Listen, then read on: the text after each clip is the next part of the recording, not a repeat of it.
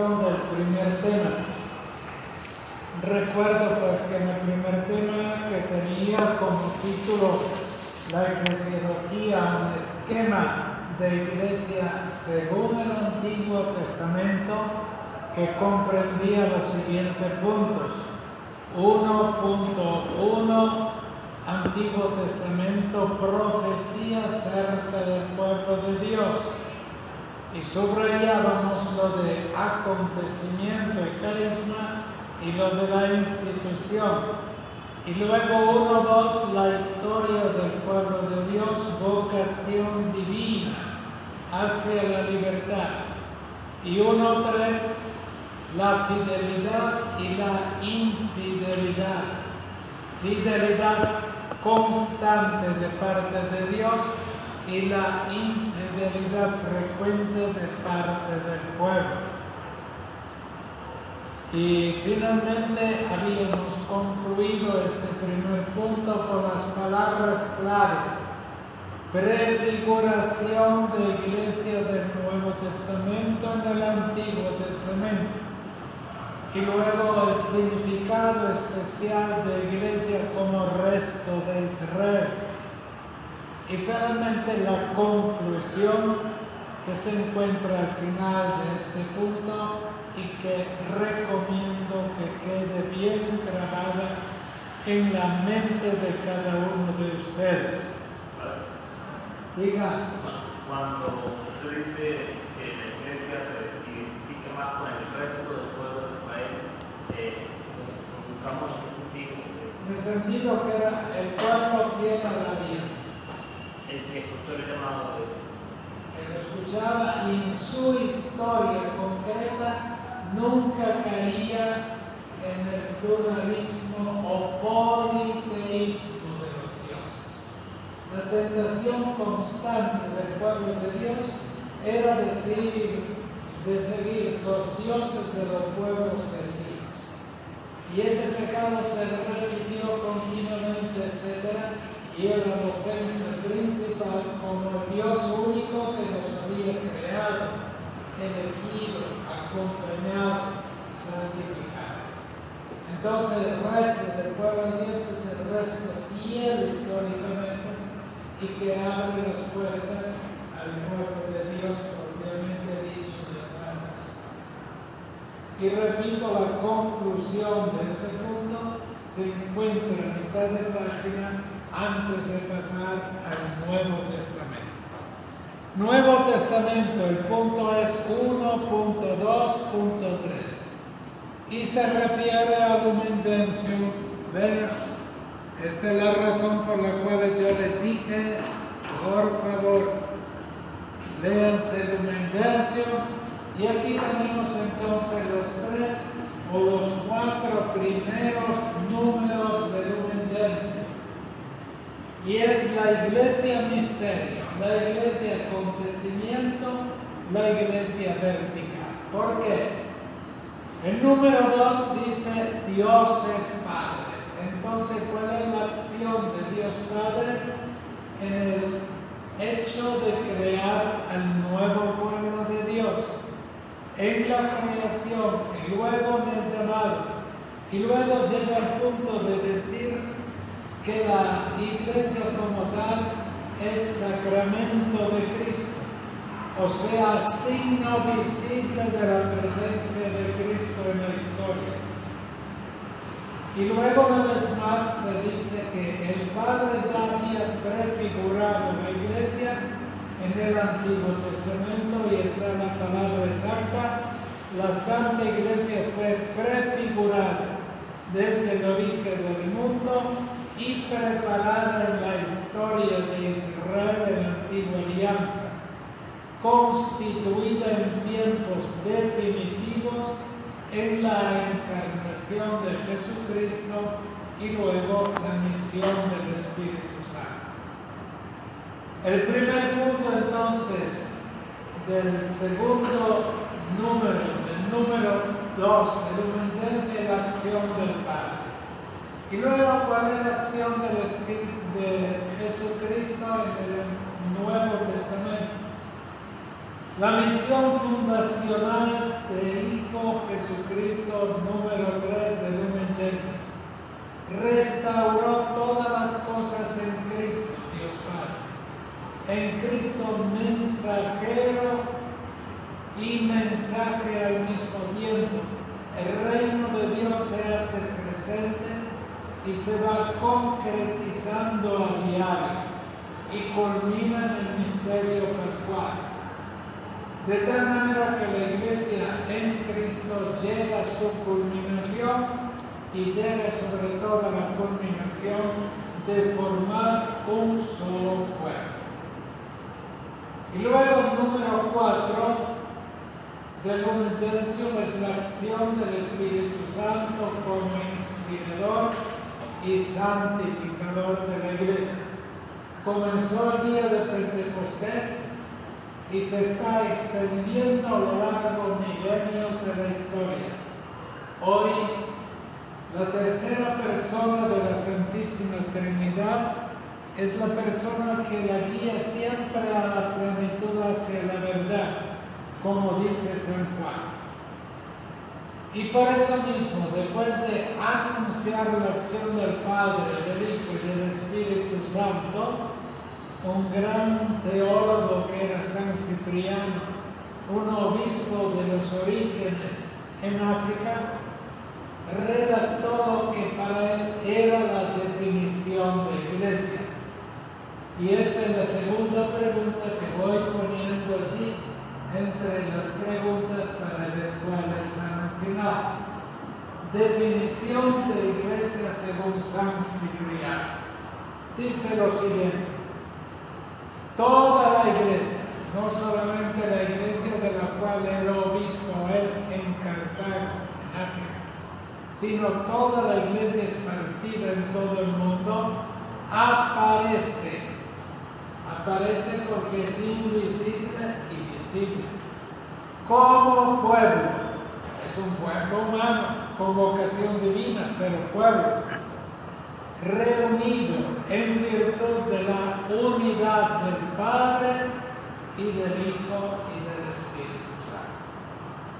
Entonces el Padre es la creación, la redención, la alianza y el resto de Israel. El Hijo es la salvación a través de la encarnación, misterio de amor para salvar a toda la humanidad. Y luego el Espíritu Santo es el santificador de la iglesia, y la Pentecostés y el tiempo después de Pentecostés es llamado el tiempo de la iglesia o del Espíritu Santo.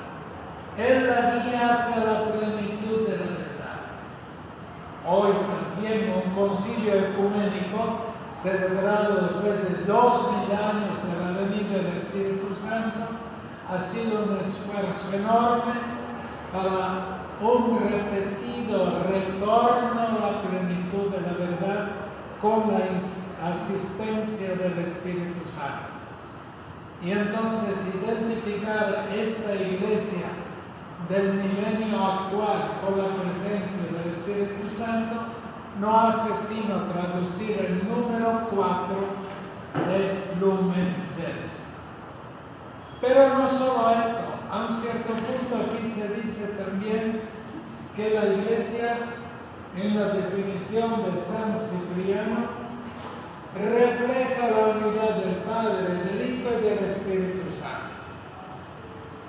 En griego hay una palabra que describe la unidad de la Trinidad.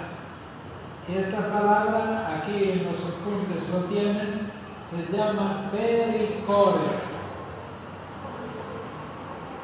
Pericóresis es una palabra griega que significa que entre las personas hay como una circulación de vida. No son justapuestos, sino que la vida del Padre penetra en el Hijo a través del amor. La vida del Hijo es penetrada por el amor del Padre, y el Hijo a la vez ama totalmente al Padre, y de este total amor del Padre con el Hijo y del Hijo con el Padre procede el Espíritu Santo. De tal manera que la unidad de la cual habla San Cipriano debería existir en la Iglesia como reflejo de la Trinidad. Y cada vez que la Iglesia se divide, como se dividió en la historia, y el Vaticano II lo reconoce, se aleja de Dios, se aleja de la imagen trinitaria de la Iglesia como tal. Así que la importancia de eso, y aquí en los apuntes lo tienen explicado. Otro punto que ya les había mencionado, se puede definir la Iglesia con una sola palabra, con un solo término. No se puede. Porque la Iglesia es invisible y a la vez visible. Entonces nosotros la definimos en esta doble dimensión de lo que podemos identificarla y de la parte que no la podemos describir porque es invisible. Entonces, el Vaticano II, el Lumen Gentium, desde el número 5, 6, 7 y 8, y con eso termina el primer capítulo, explica e indica cuáles son las posibles imágenes o íconos de la Iglesia. Y son como una letanía, por decir así. Y cada imagen tiene algo especial, algún elemento especial que le aplicamos a la Iglesia. Y todos juntos estos elementos, no en forma separada, forman un modelo de Iglesia, una imagen de Iglesia. Cuando veamos la tesis número 3, los modelos e íconos de la Iglesia, nosotros analizaremos sobre todo 4 modelos. La Iglesia como cuerpo místico de Cristo, la Iglesia como pueblo de Dios, la Iglesia como fuerza del Espíritu Santo y finalmente la Iglesia como sacramento universal de salvación. Y cada una de estas imágenes será estudiada detalladamente.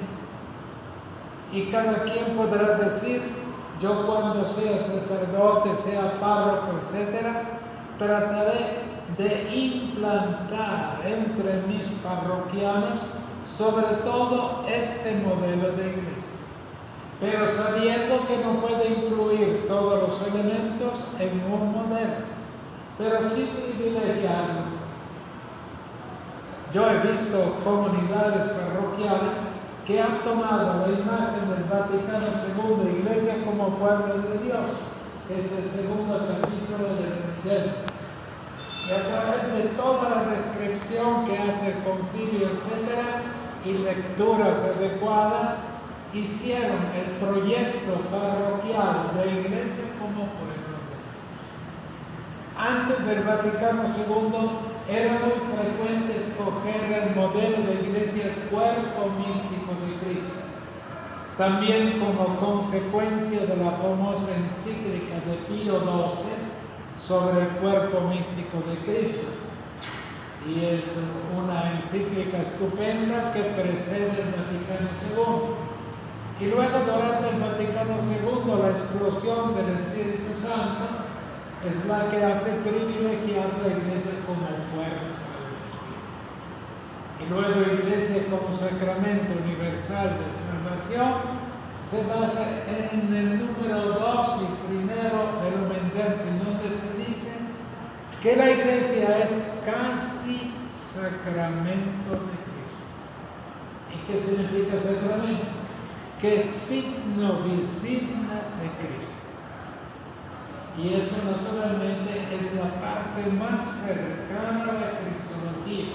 No hay eclesiología sin cristología, pero nunca se dirá que la eclesiología sustituye a la cristología.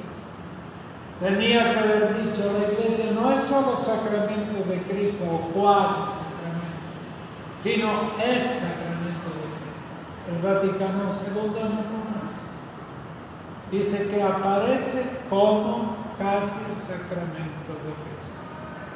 Bueno, Entonces, este punto debe ser el punto que veremos en una tesis completa, que son los íconos y las imágenes de la iglesia. Recuerden que ustedes deben ver el primer capítulo en forma resumida. En forma resumida significa lo siguiente. ¿Dónde tengo yo su libro? Aquí está. Entonces, en este libro que en la biblioteca de ustedes ciertamente tienen, naturalmente los salesianos sí lo tienen, yo me acuerdo muy bien. Entonces ahí tienen el texto original, que es el texto naturalmente en latín, y luego el resumen como tal. Primero les brinda la historia de cómo se llegó en el Vaticano II al Lumen Gentium, y luego al final pone sumario, y pongan ustedes la página 30, y en la página 30 ustedes tienen aquí el resumen del primer capítulo que acabo de indicarles. Dice así, fíjense, número 1. Brillando como la luz de Cristo, Lumen Gentium. La iglesia tiene por virtud del mismo Cristo, es como sacramento de la unidad. Es como sacramento, no dice es. De la unidad del género humano, de la unidad del Padre, del Hijo y del Espíritu Santo. Número 2. Padre eterno, después de crear el mundo, ha comunicado a los hombres la vida divina, habiéndola perdido los hombres por el pecado original, y profetizó la venida del Hijo para redimirnos. Número 3. Reino de los cielos y Cristo en la tierra. La iglesia reina y continúa, pero la plenitud del reino es Cristo. Luego, número 4, el Espíritu Santo descendió visiblemente sobre la iglesia el día de Pentecostés y constituye la fuente de la vida y de la eterna juventud de la iglesia. El Espíritu Santo renueva, vivifica y da plenitud a la verdad. Y luego el número 5, el misterio de la Santa Iglesia está manifestado en su misma fundación, en la presencia de Cristo y en la venida del Espíritu Santo. Sexto, número 6, la Iglesia es presentada en la Sagrada Escritura como aprisco, ícono de iglesia, rebaño, campo, viña del Señor. Benedicto XVI, cuando fue nombrado Papa, la primera palabra que dijo la gente reunida en Plaza San Pedro: soy un humilde trabajador en la viña del Señor. Y es este término de iglesia. Luego, edificio, templo de Dios, ciudad santa, Jerusalén celestial, madre nuestra y esposa del Cordero. Todas estas son imágenes y están indicadas en el número 6. Y luego el número 7 se detiene sobre la iglesia como cuerpo místico de Cristo y la describe brevemente. Pero esto lo veremos en un capítulo aparte. Y último número del primer capítulo, la iglesia es invisible, o sea carisma, o sea acontecimiento, o sea evento. Y la iglesia, por ser invisible, es cuerpo místico. No vemos lo místico, pero lo sentimos. Pero la iglesia es también visible, es jerárquica, es comunidad visible y al mismo tiempo espiritual, que brota del doble elemento divino y humano. La iglesia o la gente cuando critica la iglesia, critica sobre todo toda la parte visible de la iglesia. Y ni sospecha que existe la iglesia invisible. Lo que son los curas, los edificios, otra cosa inmediatamente. Y es siempre una visual absolutamente, digamos, incompleta de la iglesia como tal. Muy bien. Entonces, hasta ese punto, la iglesia jerárquica y de estructuras, pero eso lo veremos más adelante. Yo quiero terminar esta clase con algo difícil. Y es una novedad del Vaticano II. La novedad del Vaticano II. La iglesia es santa y mira la santidad como mito. La iglesia, por ser criatura de Dios Trinidad, es sacramento de Dios Trino.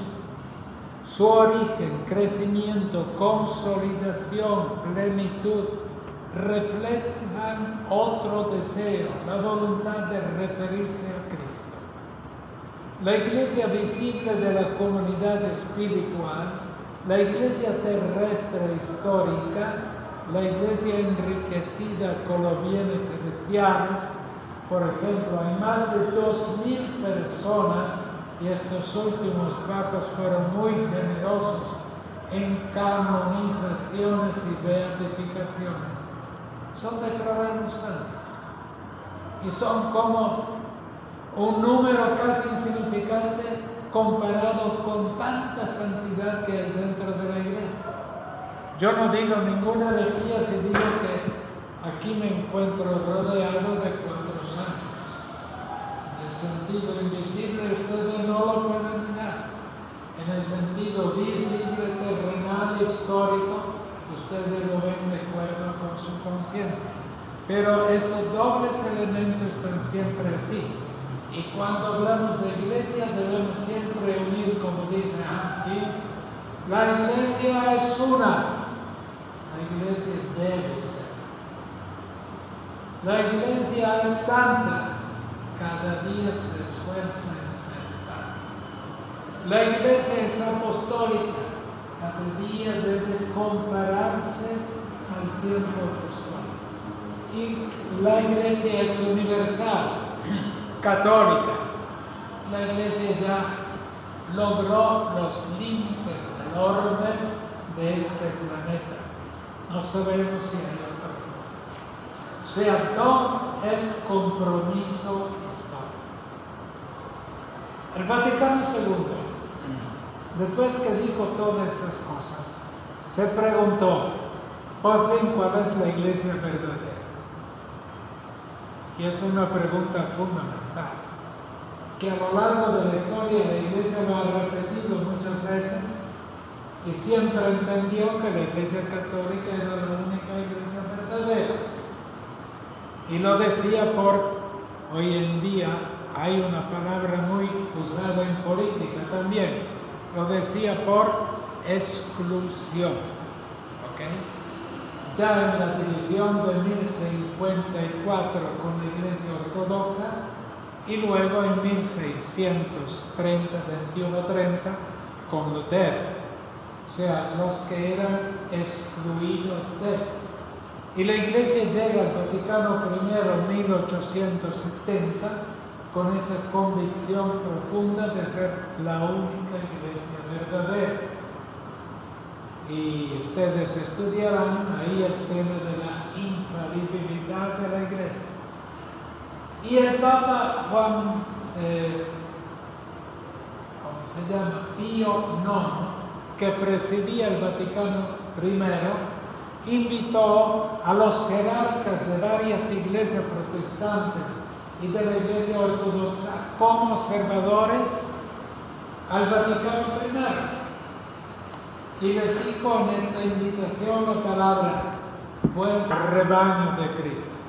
Bastó esta palabra para que ninguno aceptara la invitación, porque era como negar que los otros están fuera del rebaño y fuera de la verdadera iglesia. Llega el Vaticano II y todo el siglo pasado fue como un laboratorio de preparación al Vaticano II. El movimiento ecuménico creció mucho, etc. Y llegó la palabra convergencia y diálogo e inclusión. Ser verdadera no significa que otras iglesias tengan parte de la verdad. Inclusive muchas iglesias se llaman iglesias. Toda la iglesia ortodoxa tiene todos los sacramentos. Los temas de la amistad los tiene. Lamentablemente el mundo protestante, por escoger como dimensión de definición de iglesia la invisibilidad y el misterio de iglesia, como único y casi desplazando la visibilidad, entonces en ese sentido el Vaticano II las llama comunidades eclesiales y se ofendieron, porque el Vaticano II, para hablar de luteranos, para hablar de anglicanos, etcétera, no los llama iglesia como tal, porque el elemento iglesia dice totalidad de elementos, sino comunidades eclesiales. Y en estos últimos 4 siglos, cuánto trabajo y cuánto esfuerzo de unidad. Y ahora estamos llegando a la unidad. Y entonces en el Vaticano II los observadores tuvieron la suerte de participar y de hablar, no de votar. Había 2.500 obispos y unos 200 invitados de otras iglesias, pero podían hablar, ejercían el derecho a palabra y tocaron este tema. Miremos todos a la unidad, según la definición de ¿quién? San Cipriano. Y luego tratemos de ver las causas remotas y próximas de la división, de las dos grandes rupturas, y ejercemos el diálogo. Así hablaron y los católicos dijeron, bueno, sí, este es el camino. Y luego se creó una comisión de ecumenismo. Y luego en la comisión de ecumenismo se trató cuál será la vía para unirse. Después de 1000 años, la Iglesia Ortodoxa, después de 5 siglos, los luteranos de división. ¿Cómo unirse de nuevo? Entonces, ¿cuál es la iglesia verdadera? Y había un jefe de comisión de ecumenismo que se llamaba Cardenal Bea, que era un famoso budista y era rector de la Universidad Gregoriana de Roma, jesuitas. Él era un jesuita alemán. Y entonces dice, el problema está todo en un verbo. La Iglesia Católica es la Iglesia verdadera. ¿Es inclusive o exclusive? El verbo es. ¿Es inclusive o exclusive? Exclusive. Si tú dices, la Iglesia verdadera, ¿cuál es? La católica. Es. Entonces el cardenal Bea, después de elucubrar mucho, pensar, dialogar, etc., sugiere otro verbo. ¿Sabe qué significa sugerir un verbo después de 2000 años? Que se usaba siempre la palabra es. Y él encontró esta palabra latina.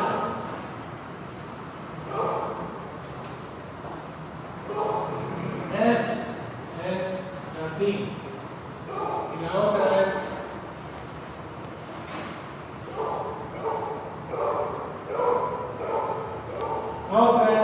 subsiste. Si tú dices subsiste, quiere decir que la Iglesia católica es verdadera. Pero si tú dices subsistes, no excluyes a otros.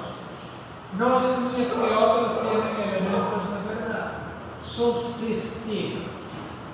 Inclusive en castellano, subsistir significa no muero, subsisto todavía. Es síntoma de vida, ¿verdad?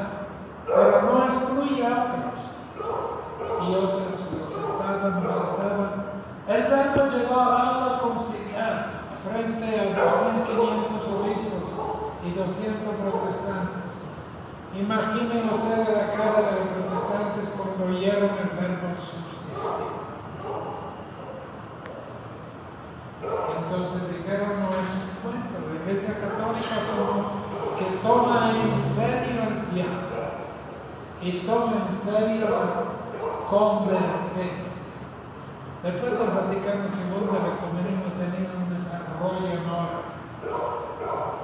También con iglesia como el cual nunca hablaba. El Papa Benedicto XVI, antes de dimitir, decía: lamento dimitir y tener como algo que hubiera hecho, y yo estoy convencido que ya es tiempo para hacerlo. Que estoy convencido que la Iglesia Ortodoxa es iglesia verdadera en cuanto a santidad, siempre tiene pecado, etc. Pero en cuanto a doctrina, tiene todos los elementos esenciales que comparten con la Iglesia Católica, todos los sacramentos, etc. Y yo quisiera que nos uniéramos ya, solo que el motivo de tipo psicológico, etc. En cambio, como protestante, naturalmente el camino va a ser mucho más largo. Entonces, este verbo es el que abre las puertas al diálogo ecuménico. El verbo es repetido en otros documentos, como el documento Gaudium Spes, el documento de la jerarquía, etc. Pero es sacado el verbo de esta palabra de documento. Entonces sepa que les doy mucha importancia a este verbo, y cuando lleguemos luego a una tercera pregunta, naturalmente la pregunta se va a referir sobre la iglesia verdadera. Entonces la primera pregunta y esta es la segunda pregunta. Y con esto yo terminaría lo de hoy. Ahora, buscar la unidad no significa que la iglesia renuncie a ser misionera. La iglesia ha nacido misionera y siempre será misionera. Y termino esto con las palabras. La iglesia es universal y misionera, abierta a todos los que están sedientos de salvación, sin límites de cultura, sexo, credo, a la vez respetuosa de otras religiones. Este es otro documento del Vaticano II, pero determinada a anunciar el reino de Dios presente en Jesucristo. En cuanto a la bibliografía específica, después de que